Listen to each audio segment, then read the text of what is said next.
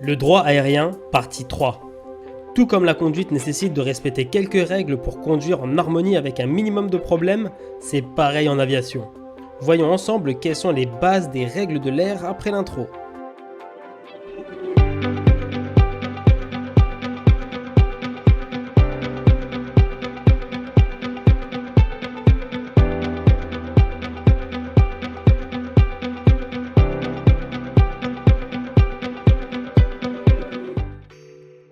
Alors, quelles sont les bases des règles de l'air? Nous allons voir en 1 les responsabilités du commandant de bord, en 2 les hauteurs minimales de survol, en 3 la règle semi-circulaire et en 4 les priorités. Grand 1, les responsabilités du commandant de bord. Il est responsable de la préparation et de la conduite du vol, il doit prévoir au maximum que ce soit le trajet ou les situations d'urgence. Il décide en dernier ressort de l'utilisation de l'aéronef tant qu'il en a le commandement. Responsable de la tenue à jour des documents. Il doit toujours vérifier que les documents ne sont pas expirés comme l'assurance ou le certificat de navigabilité. Et doit aussi remplir correctement les documents comme le carnet de route. Responsable de la prévention des abordages. Il doit s'assurer d'être en état de piloter et d'être attentif à tout aéronef proche de lui en vol. La base des règles de vol à vue, voir et être vu. Responsable du respect des règles de l'air. Il doit les connaître et s'assurer de les respecter. Qu'il tienne ou non les commandes, il est responsable de son application. Responsable du droit de dérogation aux règles de l'air. Selon le danger d'une situation, un pilote peut prendre la décision de ne pas respecter les règles de l'air. La dérogation doit être justifiée par un motif de sécurité et l'existence de circonstances locales. Responsable de l'application des clairances. S'assurer et appliquer les clairances émanant des organismes de la circulation aérienne. Le pilote commandant de bord peut demander une modification d'une clairance s'il la juge non satisfaisante qui peut lui être accordée dans la mesure du possible. Mais attention, les clairances ne peuvent servir d'excuse pour enfreindre les règlements établis. Et responsable des consignes aux passagers. Lorsque nous emportons des passagers, il faut faire un briefing avant le vol expliquant l'avion dans lequel nous volerons, le trajet que nous prévoyons de faire, que faire en situation d'urgence et j'en passe. Grand 2, les hauteurs minimales de survol. Tout territoire est soumis à une hauteur minimale, sauf pour les besoins de décollage et d'atterrissage, ou sauf autorisation des autorités compétentes.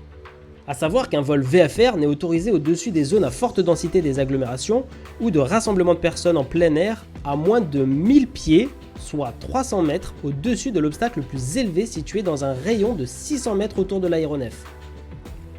Hors ces zones spécifiques, nous ne pouvons pas voler à une hauteur inférieure à 500 pieds, soit 150 mètres au-dessus du sol ou de l'eau. Mis à part les planeurs et les montgolfières se réservent de n'entraîner aucun risque, mais aussi les vols d'instruction avion et ULM pour les entraînements aux atterrissages forcés. La hauteur y est ramenée à 150 pieds, soit 50 mètres, et par contre cette distance doit toujours être respectée. Pour cheminer le long d'une autoroute, la hauteur minimale est de 1000 pieds au-dessus du sol.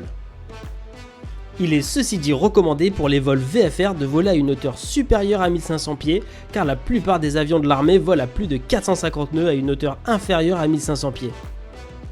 Ensuite, nous avons les cas particuliers, pour les hélicoptères et aéronefs monomoteurs à piston. Parc ou réserve naturelle, hauteur minimale de 1000 pieds, soit 300 mètres. Installation distinctive, usine, hôpital, autoroute, hauteur minimale de 1000 pieds, soit 300 mètres. Et pour les autres aéronefs motopropulsés, la hauteur minimale est de 3300 pieds, soit 1000 mètres. Évidemment, les gros aéronefs sont plus bruyants, donc il est nécessaire qu'ils volent plus haut afin de respecter l'importance du calme de ces zones. Agglomération de largeur moyenne inférieure à 1200 mètres ou rassemblement de personnes, hauteur minimale de 1700 pieds, soit 500 mètres. Et pour les autres aéronefs motopropulsés, la hauteur minimale est de 3300 pieds, soit 1000 mètres pour les mêmes raisons. Agglomération de largeur moyenne comprise entre 1200 mètres et 3600 mètres ou rassemblement supérieur à 10 000 personnes, hauteur minimale de 3300 pieds, soit 1000 mètres. Agglomération de largeur moyenne supérieure à 3600 mètres ou rassemblement supérieur à 100 000 personnes, hauteur minimale de 5000 pieds, soit 1500 mètres. Et la ville de Paris, hauteur minimale de 6600 pieds, soit 2000 mètres. Grand 3, la règle semi-circulaire. C'est une règle qui permet l'organisation des avions en vol de croisière en répartissant les niveaux disponibles en fonction de la route magnétique suivie par l'avion. Elle sert à espacer les trafics, limiter les trajectoires convergentes et diminuer le risque des abordages. A savoir, en dessous de 3000 pieds au-dessus du sol ou de l'altitude de transition, nous calons l'altimètre au QNH exprimé en pieds. Et au-dessus de 3000 pieds sol ou de l'altitude de transition, nous passons au calage 1013 hectopascal exprimé en FL qui est le flight level ou le niveau de vol, et c'est là que nous devons appliquer la règle semi-circulaire. Nous découvrirons le choix du calage plus en détail dans la partie 5 du droit aérien. Pour une route magnétique entre 0 et le 179 degrés, le chiffre des dizaines du niveau de vol sera impair et il sera pair pour une route magnétique entre 180 et 359 degrés. A rajouter que les niveaux de vol utilisables en VFR se terminent tous par 5 et pour les vols en IFR, ils se terminent tous par 0. Petit rappel que le VFR c'est le vol à vue et l'IFR c'est le vol aux instruments. Par exemple, si notre route magnétique est comprise entre 0 et 179 degrés en VFR, alors nous adoptons le FL35, le FL55, le FL75, le FL95, le FL115, etc. Nous remarquons bien le chiffre des dizaines qui est impair et se terminant par 5 car nous sommes en VFR. En IFR par exemple, nous adoptons le FL30, FL50, FL70, FL90, etc.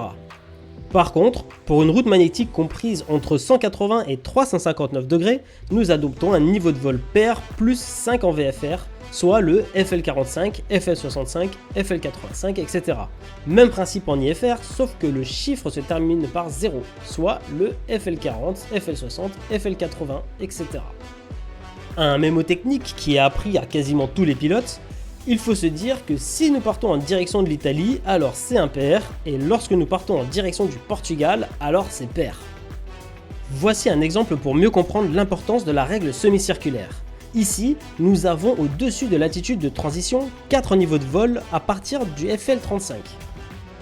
L'avion blanc est en VFR à la route magnétique 210 degrés.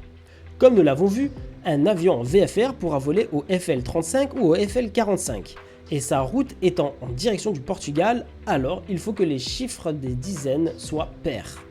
Il volera donc au FL45. L'avion bleu est en IFR et à la route magnétique 100 degrés. En IFR, il pourra voler au FL40 ou FL50 et sa route magnétique est du côté est, Italie. Donc il faut que le chiffre des dizaines soit impair. Il volera donc au FL50. Et enfin, une question pour vous. L'avion orange est en VFR avec une route magnétique de 180 degrés. Entre ces 4 niveaux de vol, lequel doit-il choisir? Et oui, le FL35. Grand 4. Maintenant, passons aux priorités des aéronefs. Tout comme il y a des priorités en voiture, il est de même pour les avions. Un aéronef en finale est prioritaire. Lorsque 2 aéronefs sont en finale, le plus bas est prioritaire. Un aéronef en finale ne peut atterrir avant que la piste ne soit dégagée, à moins d'avoir reçu une clairance d'atterrissage derrière. Il existe une priorité en fonction du type, classé du plus prioritaire au moins prioritaire par ordre de maniabilité. 1. Montgolfière et ballon. 2. Planeur. 3. Dirigeable. 4. Aéronef remorquant. Et 5. Aéronef motopropulsé. Dans le cas d'une route conflictuelle, il faut céder la priorité à l'appareil qui est à droite. Même principe en voiture.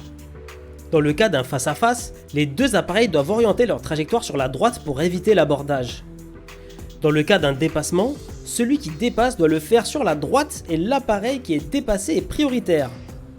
Comme vous l'avez remarqué, c'est toujours à droite. La raison est très logique, mis à part en instruction, le commandant de bord pilote est assis à gauche.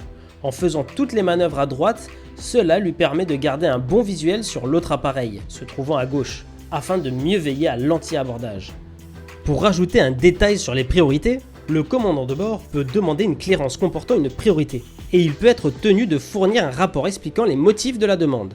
Et il peut demander une priorité spéciale pour des raisons de sécurité du vol ou d'une personne à bord, ou pour participer à une opération de sauvegarde de personnes ou de biens.